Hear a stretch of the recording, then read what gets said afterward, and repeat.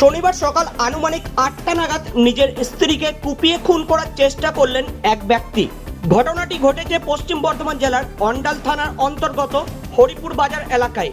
জানা গিয়েছে ওই ব্যক্তির নাম পিন্টু গোপ, ছোড়া গ্রামের বাসিন্দা এবং আহত মহিলার নাম পায়েল গোপ।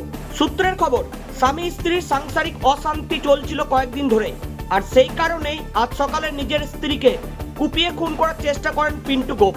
ঘটনার খবর পেয়ে বনবল ফাঁড়ির পুলিশ দ্রুত ঘটনাস্থলে পৌঁছে অভিযুক্ত ব্যক্তিকে হেফাজতে নেয়।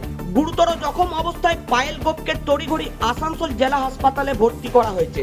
ঘটনাটিকে কেন্দ্র করে এলাকায় ব্যাপক চাঞ্চল্য ছড়িয়ে পড়েছে। পুলিশের পক্ষ থেকে জানানো হয়েছে, প্রাথমিকভাবে এটি গার্হস্থ্য অশান্তি থেকে চেষ্টাকৃত খুনের ঘটনা বলেই মনে হচ্ছে।